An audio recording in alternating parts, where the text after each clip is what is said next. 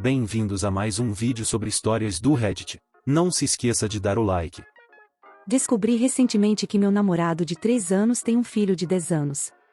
Conheci meu namorado no OkCupid. Ele odeia quando eu conto isso para as pessoas.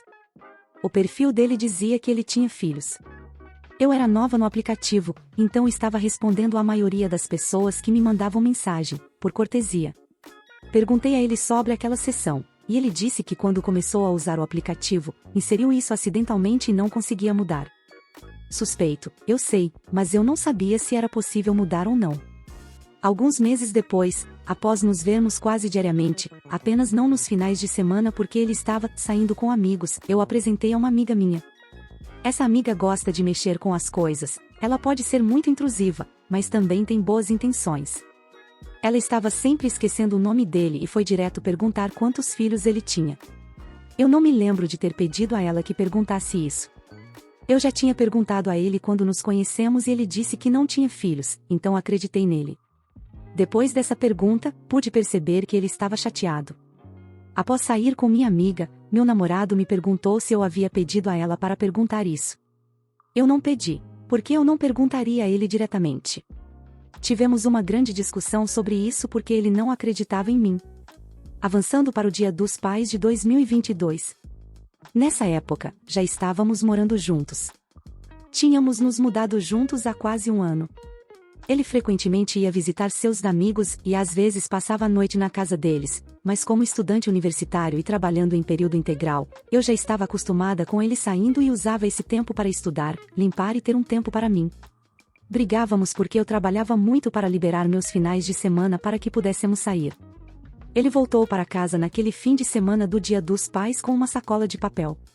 Tínhamos brigado naquele dia porque era o meu primeiro Dia dos Pais sem o meu pai, falecido em 2021, e eu queria passar o dia com meu namorado.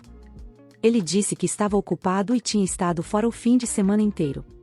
Temos uma cama com gavetas embaixo, eu estava limpando e vi a sacola. Fiquei curiosa sobre o que tinha dentro. Como ele costumava trazer coisas divertidas para casa, como jogos para o Nintendo Switch, cartas de troca e colecionáveis, dei uma olhada na sacola e encontrei um projeto de artesanato feito por uma criança. Folheei as páginas e estava claramente descrevendo o meu namorado. Meu coração afundou, como era possível que esse homem pudesse esconder uma criança inteira de mim? Me senti estúpida. Me senti pega de surpresa. Fiquei com raiva, então mandei uma mensagem a ele de forma sarcástica e disse algo como: "Feliz Dia dos Pais para você, um pai." Ele me ligou e imediatamente me fez parecer a vilã. Eu entendi, não deveria estar mexendo nas coisas de ninguém, mas desculpa, o quê? Ele disse que estava indo embora e não queria mais nada comigo. Acabamos não terminando porque ele disse que o filho de alguém havia dado isso a ele. Eu ainda estava confusa, porque isso significava que ele ainda tinha um relacionamento com essa criança. Ele disse que estava magoado porque eu não acreditei nele. Eu lhe dei o benefício da dúvida. Avançando até agora. O tio dele recentemente ficou doente e foi parar no hospital. Antes de alguns dias atrás, eu ainda não tinha conhecido ninguém da família dele, exceto pela meia-irmã. Eu sei, talvez eu seja boba por não questionar isso. Ofereci-me para ir com ele ao hospital para mostrar apoio. Eu não sabia quem estaria lá, mas presumi que ficaria esperando na sala de espera, já que o tio dele está na UTI. Conheci a mãe dele, a prima, uma madrinha e alguns conhecidos deles. Eu estava sendo apresentada como a namorada e esposa dele, como ele disse, a companheira principal. Achei engraçado. Houve um momento em que a mãe dele e eu sentamos juntas e conversamos sobre como não nos conhecíamos. Ela disse: "Bem, ele é bem distante de nós. Mesmo quando o nome da criança nasceu. Ele quase nunca deixa a gente vê-lo." E eu fiquei tipo: "Espera aí, o quê?" Eu reconheci o nome do projeto. Pedi a ela que esclarecesse, porque nesse ponto eu não tinha certeza sobre o que estávamos falando. Ela contou tudo. Eu senti como se fosse desmaiar ou vomitar. Ela pediu desculpas por me contar algo que talvez ele não tivesse me dito ainda. Voltamos para casa e tentamos conversar sobre isso. Ele disse que se sentia um fracasso como homem e como pai. Eu me sinto um pouco magoada porque durante nosso relacionamento deixei claro que gostaria de começar uma família logo após o casamento. Não estamos noivos, mas conversamos sobre isso. Eu amo esse homem, mas isso me fez repensar muitas coisas. Ele disse que sabe que sua ausência me afeta. Eu estava sempre esperando passar mais tempo juntos e percebi que isso provavelmente nunca vai mudar. Ele costuma dizer como não quer ter filhos porque, então, eu os tiraria dele, o que eu nunca entendi porque ele dizia isso até agora. Eu entendo o lado dele nessa situação, mas também não sei se estou errada em ficar confusa com isso. Quero uma família. Basicamente, ele disse que o filho dele vem em primeiro lugar. Eu entendo, mas não é algo que alguém queira ouvir. Talvez eu devesse ser uma adulta e aceitar isso ou não? Estou sendo imatura? Para piorar, minha mente é cruel e agora quer me comparar com a mãe do filho dele, que ele diz que é química e é atraente, enquanto eu sou apenas uma garota estudando contabilidade que talvez não chegue a lugar nenhum. Estou arrasada. As bandeiras vermelhas são grandes o suficiente? Arruinei a empresa em que costumava trabalhar depois que eles cometeram fraude e me demitiram por causa disso. Isso aconteceu comigo em 2012, quando tive meu primeiro emprego de adulto na universidade. Eu era assistente de escritório em uma empresa na minha cidade, uma empresa pequena com 9 funcionários que também tinha estagiários de tempos em tempos. Trabalhei lá meio período durante o meu 3º e 4º ano e depois em tempo integral depois que me formei. Aguentei cerca de 4 meses antes de ser orientado a pedir demissão. Este foi o meu primeiro emprego formal de negócios, pois tínhamos muitos clientes cara a cara, os clientes eram importantes, incluindo o corpo de bombeiros, a delegacia, etc. Fui contratado pelo programa de estudo da minha universidade. No início, gostei muito de trabalhar na empresa. Tive um mentor incrível que me ensinou tudo sobre esse lado do negócio. Ele basicamente mantinha a empresa funcionando e se esforçava tanto que, quando me entrevistou, pensei que ele fosse o dono da empresa e não apenas um membro da equipe acima de mim. De qualquer forma, como este era o meu primeiro emprego, eu não entendia muito de política de escritório ou era bom em perceber o que estava acontecendo nos bastidores com os colegas. Depois de começar a trabalhar em tempo integral, comecei a perceber e ver o que estava acontecendo nos bastidores. Os sócios da empresa eram canalhas, tratavam todos os funcionários como macacos e não demonstravam apreço algum. Eram ambos homens e assediavam constantemente as funcionárias e estagiárias. Tanto que a taxa de rotatividade era tão alta que havia novos estagiários a cada poucas semanas. Havia grupos dentro da empresa. Os advogados se uniam com o gerente de escritório e o gerente de recursos humanos, os estagiários se uniam e eu estava com meu mentor. Na maior parte do tempo, conseguíamos ficar juntos e fazer nosso trabalho e produzir um bom trabalho. Mas era difícil assistir ao assédio das estagiárias, aos círculos de fofoca social dos grupos e à total falta de consideração com a equipe. Pouco depois, uma estagiária reclamou ao RH que um dos sócios havia dado um tapa em sua bunda e a chamado de nomes vulgares. O gerente de RH, os advogados e o gerente de escritório a desestabilizaram tanto que ela estava emocionalmente arrasada quando simplesmente saiu e desistiu. Esse foi o ponto em que meu mentor e eu tivemos o bastante. Depois de ver isso, começamos a tirar fotos, fazer anotações e reunir depoimentos de tudo que podíamos ver que estava acontecendo dentro da empresa e que era ilegal. Após um grande evento da empresa que envolveu muitas horas extras, espaço apertado e pressão, chegamos a um ponto de ruptura e os advogados e gerentes explodiram com a equipe. Após o evento, todos os funcionários saíram para um clube local para relaxar e tomar algumas bebidas e relaxar. Isso não era algo que você esperaria que as pessoas nesse ramo fizessem, especialmente quando a idade média dos funcionários da empresa era de mais de 45 anos. Depois que os advogados começaram a ficar bêbados, os estagiários e meu mentor foram embora para ir para casa naquela noite. Fiquei, mas fui me divertir com meu grupo de amigos que também estava no clube naquela noite.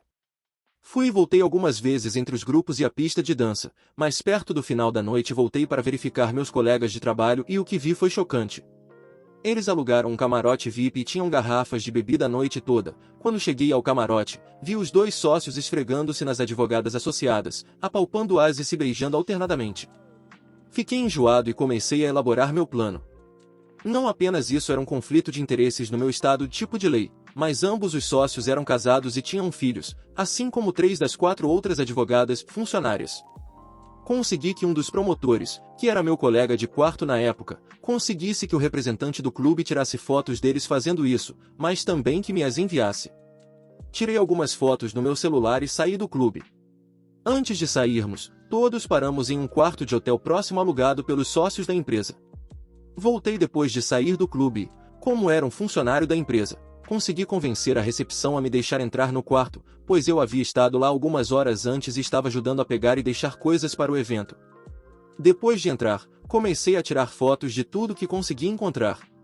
Esvaziei gavetas, bolsas e armários e consegui tirar fotos de muitas drogas, brinquedos sexuais e coisas como documentos de identidade que foram deixados para trás mais cedo.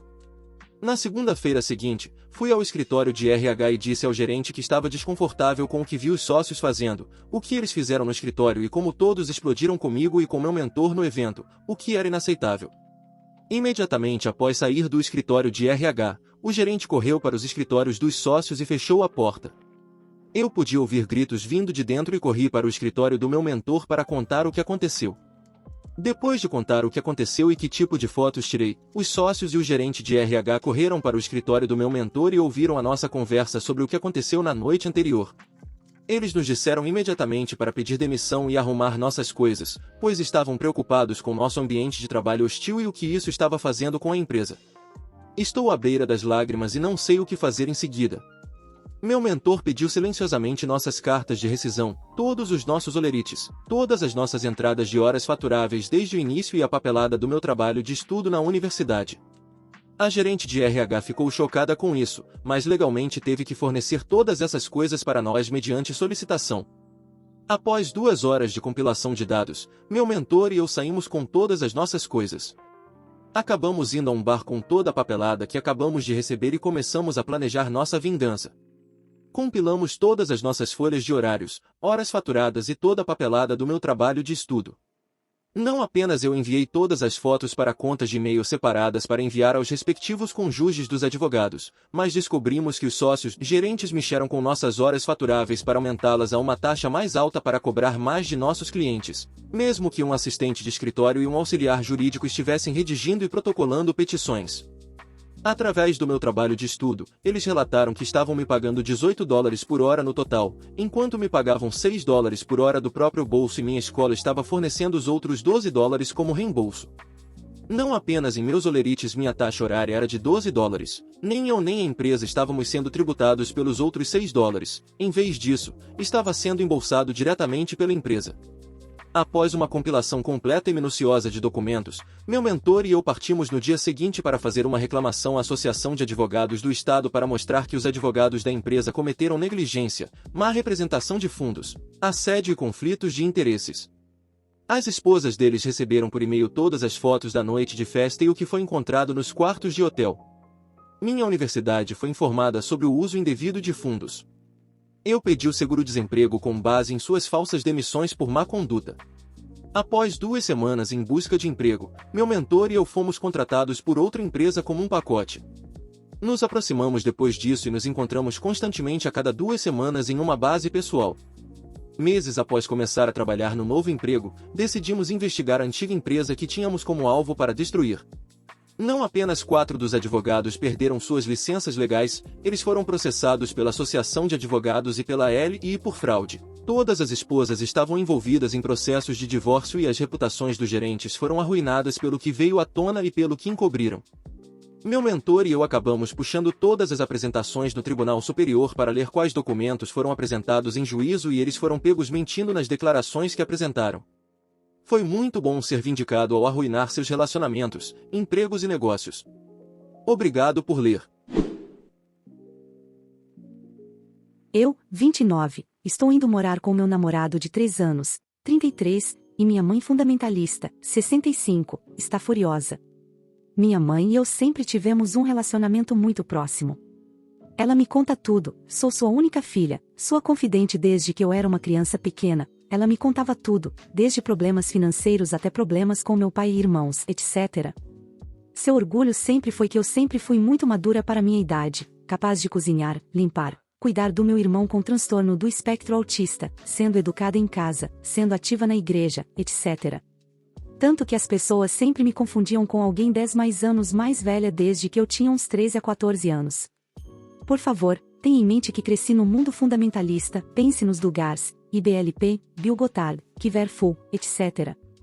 A vibração é ultraconservadora, saias e cabelos longos, sem TV e apenas música selecionada, educação em casa, muitos filhos e coisas do tipo. Tenho 6 irmãos, por exemplo. todos educados em casa do jardim de infância ao ensino médio. Sempre fui extremamente boa em manter o equilíbrio entre ser obediente e ser uma rebelde silenciosa. Sempre fazia e dizia a coisa certa para não me meter em encrenca e não ter privilégios restritos, mas sempre questionando tudo e empurrando os limites o máximo que podia. Fui para a faculdade, obtive meu diploma de associado, trabalho na área de saúde. Saí de casa sozinha, enorme problema, e sou financeiramente independente. Morei sozinha por anos e sou completamente autossuficiente. Aos poucos, me distanciei do meu passado fundamentalista, perdi quase todos os amigos que tinha na infância, pois éramos amigos por necessidade, na maioria dos casos, não por escolha. Simplesmente nos afastamos ou porque eu saí e eles ficaram. Até mesmo saí da minha igreja, aos poucos, desistindo de responsabilidades na faculdade devido à minha ocupação e aparecendo cada vez menos. Novamente, sou uma rebelde quieta excelente. Conheci meu namorado logo antes da Covid chegar. Nos damos muito bem, ele é calmo onde sou ansiosa, absolutamente engraçado e me faz sentir em casa sempre que estou com ele. Posso honestamente dizer que ele é o amor da minha vida. Minha mãe nunca gostou dele, sente que ele não tem prioridades claras, ele é bem-sucedido em sua carreira e também é totalmente independente, porque gosta muito de esportes. Ela não gosta de seus amigos, que ela nunca conheceu, ela apenas pega qualquer história que eu conte para encontrar um problema com eles. Eles foram muito gentis e acolhedores comigo.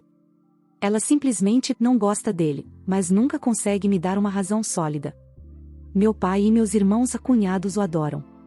Eu disse a eles que vamos nos mudar juntos em alguns meses.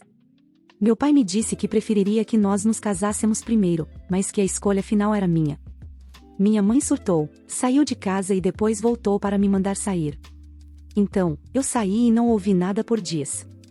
Ela me mandou uma mensagem esta manhã dizendo que precisamos nos encontrar para conversar antes que eu cometa o maior erro da minha vida. Honestamente, estou emocionalmente exausta. Estou cansada, triste e entorpecida. Flutuo entre tentar não chorar e entrar em pânico para apenas ficar olhando para o nada e desligar e tentar não pensar em nada. Eu sei que estou velha demais para isso, sei que deveria estar muito além dessas dores de crescimento e que deveria seguir em frente e cortá-la. Mas não posso, quem ela terá se eu partir? A vida dela é tão difícil com meu irmão tendo problemas médicos e eu sempre estive lá para ajudar, entre outras coisas. Sou o apoio dela e me sinto tão egoísta. Não quero falar com ela, mas sei que tenho que. O que diabos devo dizer? O que você diria? Não vou tocar nos aspectos religiosos ou morais disso porque tenho certeza de que outros o farão. Quero enfatizar o fato de que sua mãe confiar em você como sua única confidente desde tão jovem é absolutamente 100% inapropriado. Sua mãe a colocou em uma posição que nenhuma criança deveria jamais estar. O resultado é essa culpa avassaladora enquanto você tenta estabelecer limites normais. Você pode não ter tido escolha quando era jovem e era o sistema de apoio dela, mas agora você tem uma escolha. Por favor, faça a escolha de redefinir esse relacionamento disfuncional com sua mãe e escolher ser saudável em vez disso. Atualização. Minha mãe tentou de tudo: lágrimas, ameaças, manipulação psicológica, contatando pessoas do meu passado para me impedir. Eu cortei o contato, não disse a ela onde é o nosso novo lugar. Ela mandou mensagens para o meu namorado por semanas, ele a bloqueou e nunca respondeu. Só recentemente começamos a conversar novamente, de forma suave. Meu namorado e eu estamos morando juntos há mais de 4 meses. Adotamos 2 cachorros de um abrigo local. Preparamos refeições juntos, fazemos exercícios juntos, assistimos a filmes e esportes e somos obcecados com a feira de produtos locais do nosso bairro. Com o apoio dos meus amigos, namorado e irmãos, vou voltar à escola neste outono para obter um diploma mais avançado. Também comecei a tomar medicamentos para minha saúde mental e estou fazendo terapia. Estou muito feliz e animada com o que o futuro reserva. Obrigada a todos pelo apoio, li todos os comentários e chorei com todos eles. Sério, obrigada, vocês não têm ideia do que tudo significou para mim. Para quem quiser mais contexto, pode assistir a Shiny Happy People. Infelizmente, esse é o meu contexto. Seu filho valentão mexe conosco e você mata nosso cachorro? Prepare-se para o pai. Isso aconteceu em 1995 em uma pequena cidade rural na província de Chaco, Argentina. Todo mundo se conhece aqui até hoje. Meu pai era eletricista, o único da cidade, então ele estava constantemente conhecendo pessoas, e como nasceu e cresceu aqui, era muito conhecido por todos. Ele cresceu com muitos dos policiais daquela época e eles até tiveram assados juntos, churrasco argentino, pelo menos 3 vezes por mês por anos. Meu pai não era um homem violento. Foi a única vez que o vi fazer algo assim. O outro homem com seu filho problemático não era da cidade. Eles se mudaram para cá 1 ano ou mais antes, eles eram de Buenos Aires. Eu não conhecia muito o cara, só o filho dele, que era um completo idiota com quase todas as crianças do quarteirão e constantemente implicava comigo e com meu irmão, já que éramos os mais novos do nosso bairro e, portanto, não podíamos nos defender. Book não era treinado, já que não sabíamos nada sobre treinamento, mas era leal e brincalhão com todas as crianças. Uma coisa era certa, no entanto, ele era protetor. Uma tarde, estávamos brincando no parque, e o valentão apareceu, jogou pedras em nós, depois se aproximou e começou a nos xingar, e nós, sendo pequenos, ficamos com medo. Ele era maior do que nós. Tentamos sair, mas ele nos bloqueou e começou a bater no meu irmão. Eu tentei detê-lo, mas ele fez o mesmo comigo. Book ouviu nossos choros e veio correndo, pulando e pegando o braço do valentão de uma vez. Ele mordeu, sacudiu e soltou, ficando entre nós e o valentão latindo como louco até que o garoto foi embora correndo. Vimos ele entrar em casa e alguns segundos depois veio o pai com o martelo. Book ficou na nossa frente, pelos arrepiados e latindo, mas o homem não parou. Ele se aproximou, levantou o martelo e foi direto na cabeça de Book. Ele não o atingiu uma vez, o atingiu 5 vezes. O primeiro golpe eu nunca esquecerei. O som do aço batendo no crânio, o gemido doloroso do nosso cachorro. Book foi derrubado com o primeiro golpe. No quinto e último, sua cabeça estava afundada. Meu irmão e eu ficamos congelados no lugar, com muito medo, chorando muito. O pai idiota disse algo que não me lembro agora e foi embora. Ficamos incapazes de nos mover por um momento, de tanto medo. Finalmente, peguei meu irmão e fui para casa. Meu pai estava consertando um ventilador e quando nos viu, nos perguntou o que tinha acontecido. Contamos a ele e ele apenas disse: "Certo. Ok, vamos lavar seus rostos e pegar um sorvete." Sim. Foi isso que nosso pai fez. Nos levou para tomar sorvete. Ele fez um trabalho muito bom para esconder suas emoções e se mostrou alegre para nós. Naquela noite, quando meu irmão estava dormindo e eu estava brincando na cozinha, ele pegou a chave de boca, disse para a mamãe e para mim que precisava consertar algo no vizinho. Eu assumi que era outro vizinho. Já que era comum meu pai ser solicitado pelos vizinhos para consertar coisas, fez um gesto de aprovação para a mamãe. Mamãe fez o mesmo, sim, ela sabia, e saiu. Ele voltou alguns minutos depois, me disse para ir para a cama, e foi isso. 1 década depois, descobrimos o que aconteceu. Ele foi à casa do cara, bateu na porta e socou o sujeito com tanta força que balançou a cabeça dele para trás. Disse a ele que quebraria um membro para cada um dos filhos a quem ele fez chorar. Só posso imaginar o que ele teria feito se fossemos mais de 2 crianças. Continuou a bater no cara um pouco mais na frente da família dele e depois pegou a chave de boca e quebrou as pernas dele. Ele então saiu de casa, foi para a polícia, se entregou e realmente foi retido até que a polícia foi verificar com o outro cara. Meu pai também mostrou nosso cachorro morto para eles, e a polícia encontrou o martelo na casa do valentão ainda com sangue, e eles deixaram meu pai ir embora. Eles também falaram com o cara quando ele melhorou e sugeriram a ele que saísse da cidade, pois se já não fossem bem-vindos antes, nunca seriam agora. Para isso, você precisa entender a mentalidade de algumas cidades pequenas do interior. Olhávamos para os forasteiros com desconfiança naquela época, e levaria um tempo para as pessoas se acostumarem com você se fosse novo na cidade. No entanto, essas pessoas vieram e não eram muito queridas. Aparentemente, por causa do garoto e o pai também era um idiota.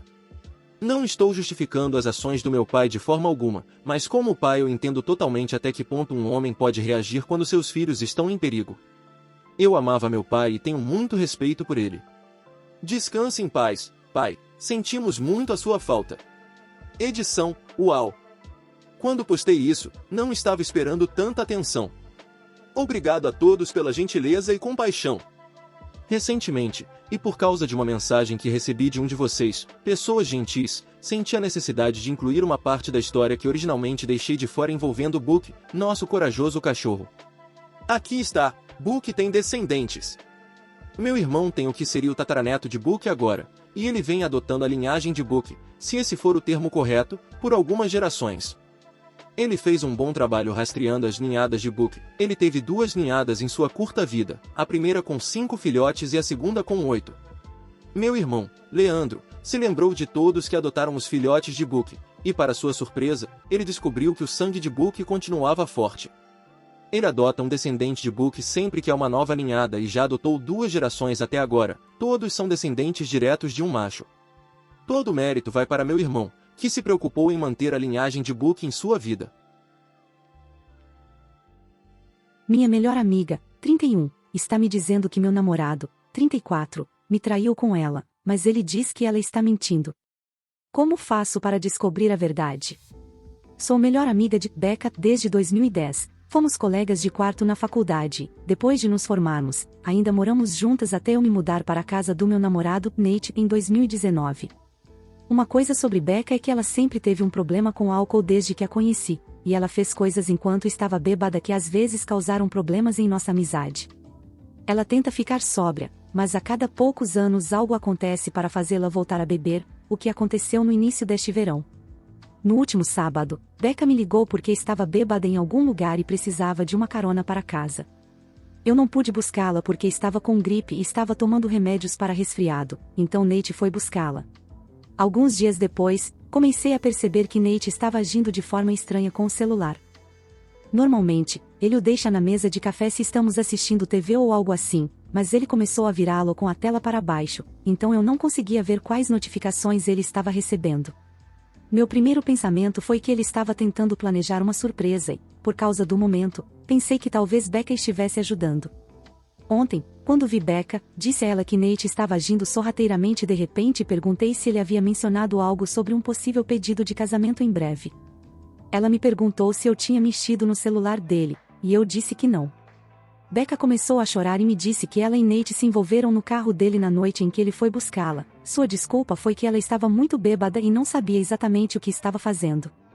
Ela disse que estava enviando mensagens para ele desde então, dizendo que ele precisava me contar o que aconteceu ou então ela contaria. Pedi a Becca para me mostrar as mensagens, mas todas estavam no aplicativo Signal, que exclui mensagens após um dia, então tudo o que pude ver foi que ela e Nate tinham uma conversa, mas nada do que disseram. Disse a ela para mandar uma mensagem para Nate na minha frente para que eu pudesse ver o que ele disse, e ela o fez, mas não obtivemos um recibo de leitura e, portanto, nenhuma resposta, o que não provou nada. Perguntei a Becca se ela tinha certeza de que não estava tão bêbada a ponto de talvez imaginar ou pensar que um sonho era real, e ela simplesmente explodiu e disse que sabia que era horrível quando bebia, mas que não era delirante e não inventava coisas. Ela disse que eu podia acreditar nela ou não, era minha escolha, mas ela estava me dizendo a verdade.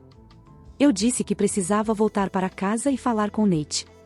Quando cheguei em casa, confrontei Nate com o que Becca havia dito, e ele agiu chocado e negou que algo assim tivesse acontecido, dizendo que não sabia porque ela pensaria assim ou diria isso. Ele disse que apenas deu uma carona para Becca para casa e a única coisa que aconteceu foi que eles conversaram sobre o quanto ele e eu estávamos juntos por um longo tempo e como deveríamos nos casar logo.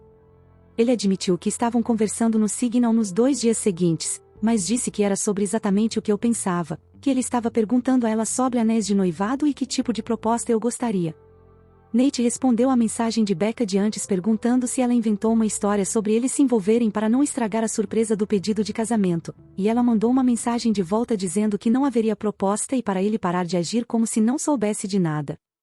Então Nate ligou para ela fingindo que eu não estava na sala e disse a ela que ela precisava parar com o que estava tentando fazer porque estávamos à beira de terminar e ele preferia que a surpresa fosse arruinada, mas Becca apenas continuou dizendo a Nate para parar de mentir até que ele ficou com raiva e desligou. Realmente não sei o que pensar, e ainda não sei. Neste momento, Nate está muito chateado e mal está falando comigo. Ele diz que já é ruim o suficiente Becca ter agido de forma insana e arruinado seu plano de fazer o pedido, mas é ainda pior que eu tenha acreditado um pouco nas mentiras dela e que eu pensasse que ele poderia me trair. Becca me mandou uma mensagem dizendo que estava arrependida, mas fora isso, não falei com ela. Não quero pensar que Nate me trairia ou que ele se aproveitaria de Becca se ela estivesse tão bêbada, mas sinto que não posso ter certeza porque conheço Becca há 13 anos e também simplesmente não consigo acreditar que ela mentiria para mim sobre algo tão importante. E sei que ela tem um problema com a bebida, então posso acreditar que ela dormiria com meu namorado se estivesse completamente bêbada. Ela fez coisas terríveis no passado quando estava bêbada. Não quero acusar injustamente Nate de algo que ele não fez, mas também não quero ser uma idiota. É possível que ela culpe você por seu consumo atual, e Nate dizendo que quer propor casamento desencadeou a raiva dela por algum motivo. Tudo o que você diz aqui faz sentido para mim. Becca disse coisas assim no passado, não especificamente sobre Nate, mas às vezes, quando ela começa a beber novamente, ela age como se fosse injusto eu não estar sendo arrastada por ela ou fazendo mais para ajudá-la, e acho que em algum nível ela ainda pode pensar que é culpa dele eu ter me mudado e não ficar de olho nela como fazia quando morávamos juntos. Não sei se ela realmente chegaria ao ponto de mentir sobre algo assim só por esse motivo. Eu realmente espero que ela não o faça, mas posso acreditar completamente que ela se sente assim. Atualização. Então, na quinta-feira à noite, depois de receber conselhos de todos, contei a Nate que descobri uma maneira de recuperar mensagens excluídas do Signal.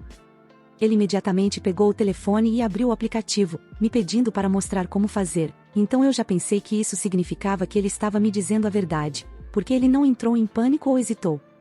O que foi bom, porque quando tentei baixar o Signal no meu celular antigo, descobri que ele é muito antigo para suportar a versão atual do aplicativo, então não funcionaria. Nate então me perguntou se precisaríamos sair e comprar um novo celular para que eu acreditasse que ele estava me dizendo a verdade, e ele disse que estava disposto a fazer isso, se fosse necessário. Eu disse a Nate que não era que eu não acreditasse nele, apenas queria ter alguma prova, porque eu simplesmente não conseguia entender por que Becca mentiria sobre isso.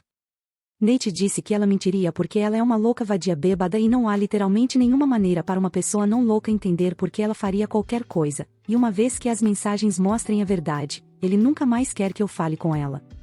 Então ele disse para levantar, porque se fossemos à loja da Verizon, tínhamos que chegar antes de fechar.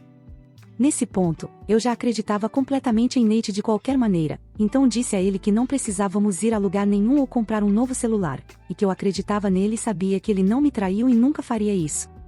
Nate disse que esperava que eu soubesse disso e que não entendia porque eu não aceitava a palavra dele desde o início. Comecei a tentar explicar porque não queria simplesmente descartar imediatamente o que Becca disse que aconteceu, mas Nate disse que realmente não conseguia ouvir isso agora. Disse que era justo e concordei que cortaria relações com Becca, mas primeiro queria tentar fazê-la admitir que nada aconteceu. Nate disse que tudo bem, mas para ligar para ela com meu telefone no viva voz, porque ele achava que também merecia ouvir ela admitir que estava mentindo. Então liguei para Becca e disse a mesma coisa para ela que disse a Nate, que descobri como recuperar mensagens excluídas no Signal. Ela me perguntou por que eu precisaria fazer isso, então foi quando eu soube com certeza que ela definitivamente estava inventando e não apenas confusa de alguma forma. Eu disse que era porque eu queria ter provas do que ela e Nate conversaram. Becca me perguntou se eu vi suas mensagens, então menti e disse que sim. Depois disso, Becca ficou em silêncio até que finalmente perguntei se ela ia dizer alguma coisa. Então ela me perguntou se isso significava que estávamos noivos agora. Então eu realmente perdi a cabeça com ela e gritei, perguntando se ela estava falando sério e o que diabos estava errado com ela e como isso poderia ser tudo o que ela tinha a dizer. Becca começou a gritar de volta, dizendo para eu me acalmar e que obviamente eu nunca acreditei nela de qualquer maneira, porque não foi como se tivéssemos terminado por causa disso. Nesse ponto, eu já estava chorando e, por causa disso, não consegui realmente dizer mais nada, então Nate disse a Becca para se fuder e nunca mais entrar em contato com nenhum de nós dois e desligou o telefone. Um minuto depois, Becca me enviou uma mensagem completamente desequilibrada que estou citando aqui, exceto pelos nomes alterados. Courtney. Você deveria ser minha amiga para a vida toda. Você deveria estar lá para mim. Você deveria ser minha pessoa. Mas então você conhece Nate e agora você só se importa com Nate. Tudo é sobre Nate. Me diga por que Nate vem me buscar quando eu te ligo? Eu liguei para você, não para o seu precioso e maldito Nate. Eu só quero que você veja o quão fodido isso é, mas você vê? Não. Claro que você não vê. Claro que você escolhe Nate em vez de mim, como sempre faz e como sempre fará. Você finge se importar comigo, mas eu posso ver que você não se importa. É patético, Courtney. Você é uma mulher patética que escolheria um homem em vez de uma amiga. Mas como você não pode dizer isso você mesma, eu vou dizer. Como você tem que ter o seu doce, perfeito e pequeno bebê Nate fazendo isso por você, eu vou dizer. Adeus, Courtney. É isso que você quer? Adeus para sempre. Eu espero que você tenha o que você quer, pô. Havia os 3 pontos depois disso, mostrando que ela ainda estava digitando mais, mas a bloqueei antes que ela enviasse. Não me importo com mais nada que ela tenha a dizer, tenho certeza de que é tudo só mais bobagem sobre como isso é culpa minha ou justificativa sobre por que o que ela fez não foi tão ruim e que eu deveria perdoá-la. Eu sei que Nate provavelmente está certo e não há lógica não louca por trás do motivo pelo qual Becca faria algo assim, mas obviamente ainda tenho pensado nisso e minha melhor suposição é que quem disse que Becca ainda me culpa é a Nate, aparentemente principalmente Nate, por ela ser uma bagunça bêbada que não consegue colocar a vida nos eixos, está certo. Parece que de alguma forma ela pensou que, se dissesse que se envolveu com Nate, eu terminaria com ele, mas ainda quereria ser amiga dela, e então tudo magicamente seria resolvido. Quanto às coisas com Nate, perguntei a ele se achava que poderia me perdoar por duvidar dele e ele disse que desde que eu tenha voltado à razão e cortado relações com Becca, podemos tentar superar isso. Não acho que ele vá propor tão cedo, depois disso eu provavelmente não faria se fosse ele. E pelo que Nate disse, ele ainda não fez nenhum planejamento além de perguntar a Becca sobre anéis e se eu acharia uma proposta pública cafona ou não. Tudo o que ele estava fazendo até agora era tentar obter ideias sem que eu soubesse que ele estava conversando com ela sobre isso. Então, com base nisso, acho que provavelmente não vai acontecer tão cedo, se acontecer. Também obrigada a todos pelos conselhos e apoio, sei que não respondi a muitos comentários, mas realmente apreciei todos que se importaram o suficiente para querer ajudar. Muito obrigado por assistir, comente sobre as histórias e dê like se gostou. Se inscreva no canal e ajude na meta de 18 mil inscritos. Uma boa tarde pessoal.